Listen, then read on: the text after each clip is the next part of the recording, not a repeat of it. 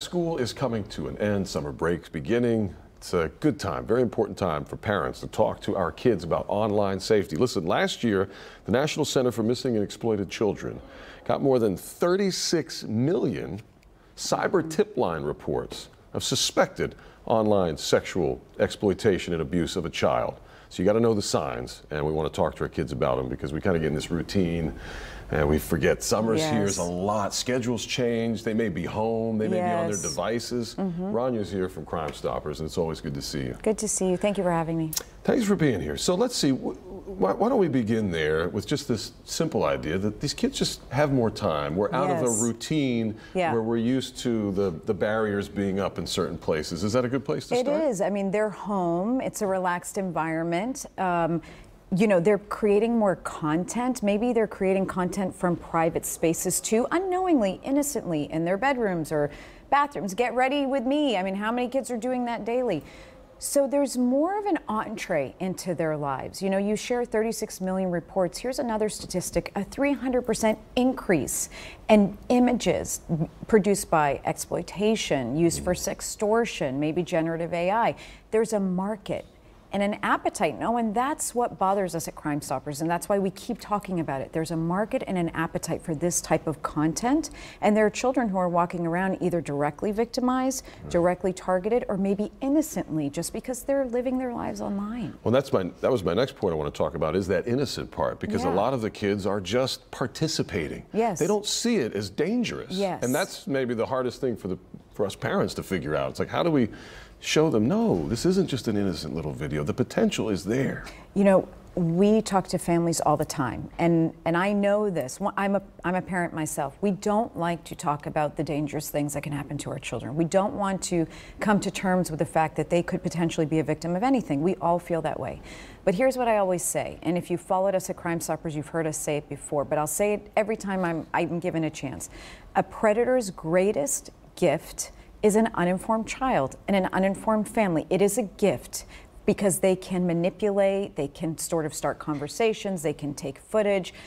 So we want to be talking to our kids young, starting young. I hate it, we all hate it, but it's the world we live in, about what type of content to create, what type of exposure to allow, how to deal with people who might be asking for images, and then what to do if you're stuck. Because we see on our end at Crime Stoppers, a lot of kids come to us saying, I don't know how I did this. I don't know how I got in this position.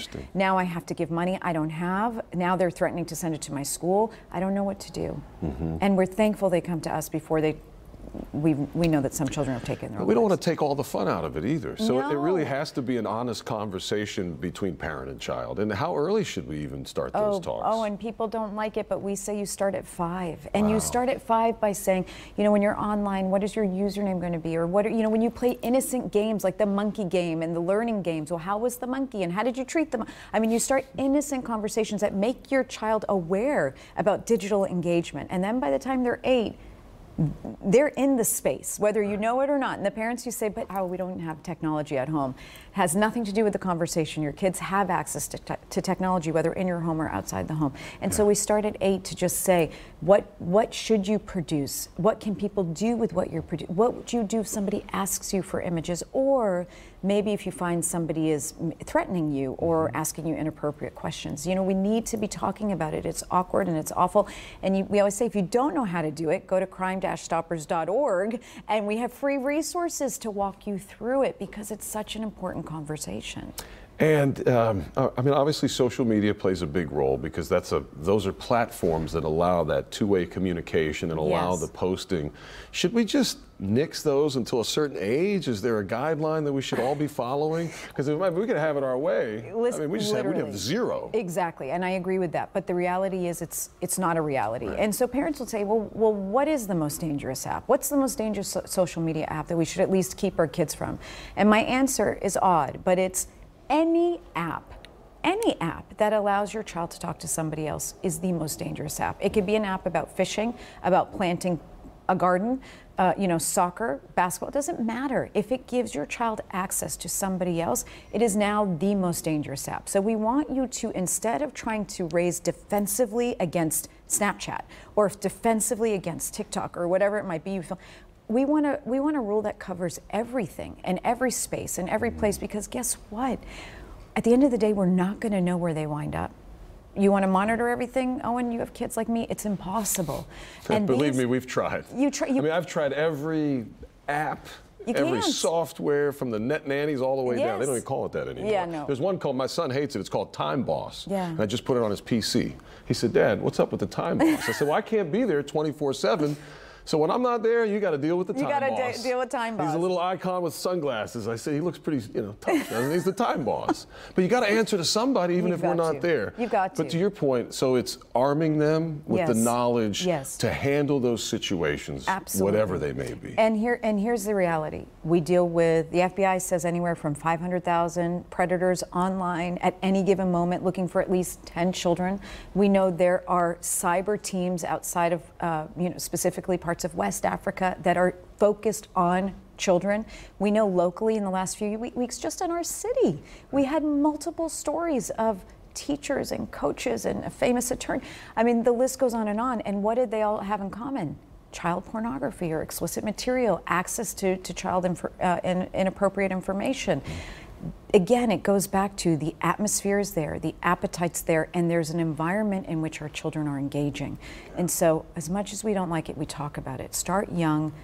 You can use age-appropriate language. Don't be afraid to address the issues. And then, most of all, give your children a way out. If they find that an inappropriate photo of them is online, they can always come, hopefully, to their families, but if not, they can come to us, and we will help them navigate that situation. Because you guys can be the resource, not just for the parents, but for the kids, too, if they need some help. There isn't a school that we speak at where we don't get approached by at least one child that says, can you actually help? I'm in a sticky situation. And we do that with the school's guidance and counseling, but children need someone to go to, and we want to be a resource for them. Do you find, or let me rephrase it, what kind of, because I'm assuming there's got to be relief there when you meet with a child and you're able to help them work through it. Do they recognize where the error was and then how to correct that for the future? In some cases, they recognize the error. In other cases, these predators are so savvy. In some cases, Owen, they've asked for an innocent photo, but what they establish is you and I are talking privately.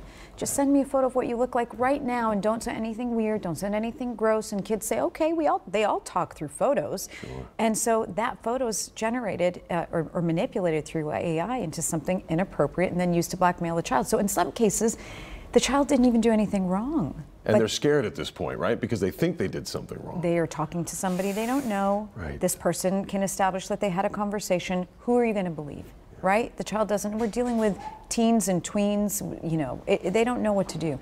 So we come in, and it's a wonderful resource. We work with NCMEC. You can take down any image through takeitdown.ncmec.org. Ultimately, the same technology that's used to hurt these kids, we will use to protect them. But we want to build them up and raise them to be really defensive and smart as they navigate this space. But it's hard. Yeah. It's really, really hard. The younger, the better. I mean, this stuff's not going anywhere, as hard as we try, at least for now. So. At least for now. Yeah. At least for now. Rania, thanks for coming in. It's always a good conversation. Not an easy one, but an important one. Thank you, Owen. Good to see you.